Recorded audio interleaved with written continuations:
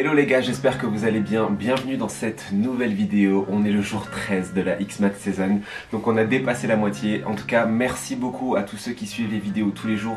Merci vraiment de partager un petit peu vos impressions, vos astuces, vos marques que vous aimez, enfin tout ce qui est en rapport avec les thèmes des vidéos. Je suis vraiment content du coup de faire cette série de vidéos tous les jours, ça demande beaucoup de travail. Vu les retours que j'en ai, vraiment je suis trop content de le faire. Donc voilà, on se retrouve aujourd'hui pour une nouvelle vidéo et cette fois-ci cette vidéo m'a été demandée par l'un d'entre vous. Donc je vais vous présenter ma collection de sacs. Alors j'ai pas une collection énorme, j'ai quelques sacs que je vais vous montrer, je vais vous dire pourquoi je les aime et à contrario pourquoi peut-être je ne les aime pas. Donc si ce type de vidéo vous plaît, n'hésitez pas à vous abonner à la chaîne, surtout qu'en ce moment comme je l'ai dit, je fais une vidéo par jour. Donc pour rien louper, abonnez-vous, comme ça vous êtes sûr à chaque fois que vous verrez la vidéo quand elle sort. Et si vous voulez voir plus de contenu mode, n'hésitez pas à me rejoindre sur Instagram et sur TikTok. C'est le même nom que la chaîne, Max. Du coup aujourd'hui les gars, je vais vous parler de mes sacs puisque ça m'a été demandé dans l'espace commentaire d'une vidéo, je sais plus c'était laquelle. Et je me suis dit pourquoi j'y ai pas pensé plus tôt, c'est une bonne idée. Donc j'ai pas une multitude de sacs puisque les sacs déjà de 1 coûtent très cher quand on va dans des marques de luxe et dans des marques de créateurs. J'ai quand même la chance d'en avoir 3, donc aujourd'hui je vais vous présenter 3 modèles, vous expliquer un petit peu les avantages, les inconvénients, pourquoi je les aime, ce que ça m'a coûté, est-ce que c'était un achat rentable ou pas, et du coup peut-être que ça vous donnera des idées ou de l'inspiration pour le propre achat de votre sac. On va commencer avec mon sac le plus récent qui est le Bambino Homme de chez Jacquemus. C'est un sac bandoulière, tous les sacs que j'ai à date sont des sacs bandoulières.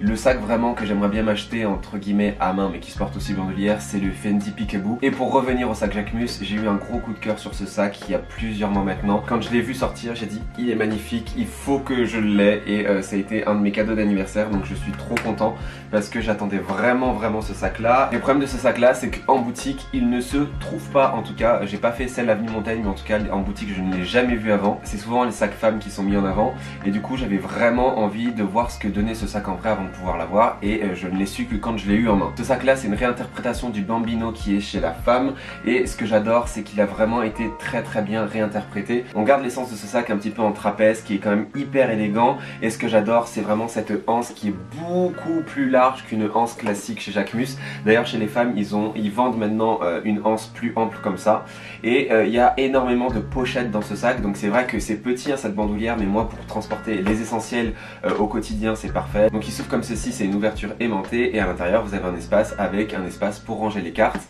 À l'arrière vous avez également un espace pour ranger les cartes également, et sur la bandoulière vous avez un autre espace pour ranger les cartes. Et je peux vous dire que c'est ultra pratique puisque moi j'ai souvent les mains très pleines quand je sors puisque j'ai mon chien etc.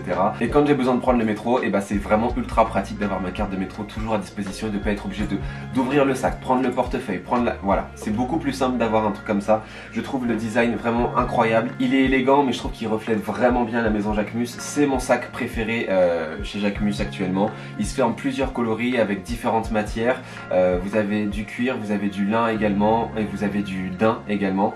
Donc voilà, moi c'était ma version préférée puisque le cuir noir je sais que ça va passer avec tout et que dans le temps ça va pas s'abîmer. Le petit bémol c'est le cuir lisse, mais c'est propre à la matière, ça va forcément se rayer etc. Donc j'ai fait hyper attention.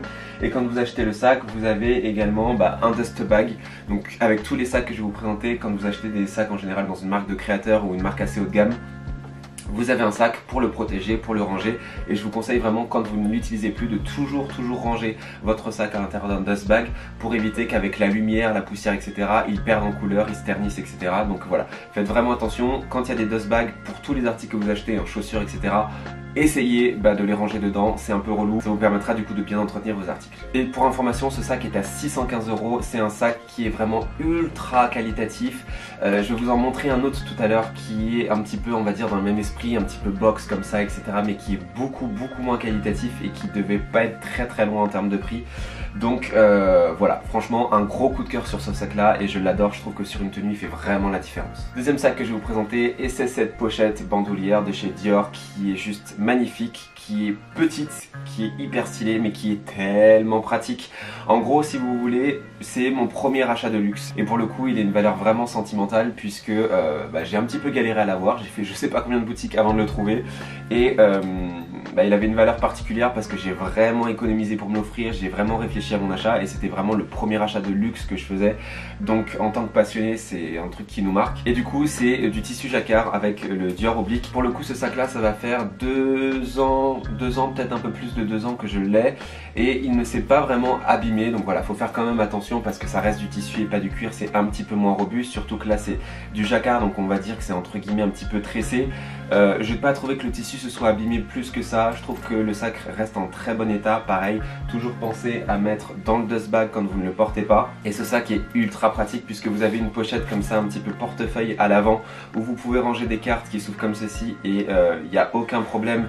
On voit que les finitions sont incroyables puisque la fermeture s'ouvre vraiment sans problème, on n'est pas obligé de tenir, enfin des fois c'est un peu le problème avec les fermetures éclairs.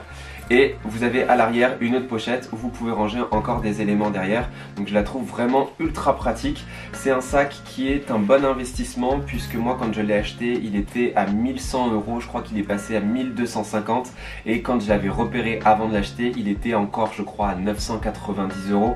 Donc c'est un sac qui prend de la valeur, pas énormément, mais ça veut dire que si jamais demain je veux m'en séparer, et soit je ne perdrai pas d'argent, soit je vais même peut-être en refaire un petit peu selon l'état de conservation. Mais c'est pas prévu. Encore un sac en bandoulière parce que je trouve vraiment que c'est le format le plus pratique. Et au niveau des détails, vous avez également des petits empiècements en cuir au niveau des fermetures éclairs qui sont vraiment hyper qualitatifs. Je trouve ce sac incroyable. Donc si jamais vous hésitez à investir, faites-le. J'ai fait des reviews de chaque sac sur la chaîne. Donc n'hésitez pas également à aller voir ça si vous voulez plus d'infos, plus de détails par rapport au produit avec des gros focus dessus, des plans close-up, etc. Donc voilà, n'hésitez pas à aller voir ça également. Et du coup les gars, on va terminer malheureusement avec une déception qui est ce sac qui vient de chez Ami. Donc ça c'est un sac qui m'a été offert lors d'une collaboration avec Farfetch et malheureusement j'adore ce sac mais il n'est pas très qualitatif. C'est une box comme ça avec une bandoulière qui se met juste ici comme ça au dessus.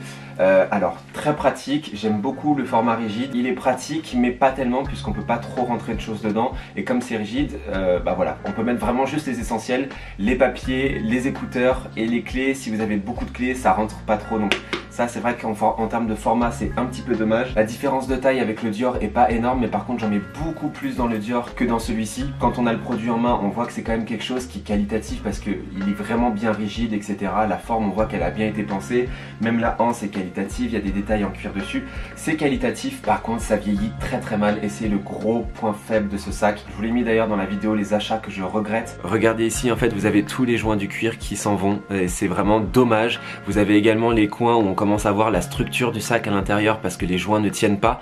Toute la jointure du sac est en fait en train de s'en aller et du coup on perd tout l'aspect soigné du sac en fait. Et c'est là que je trouve ça dommage parce que pour 400 €, j'espère quand même avoir un sac où les joints du cuir sont très bien faits, tiennent dans le temps, etc. Surtout que quand j'investis dans du cuir, moi j'investis pour avoir un produit qui tient dans le temps.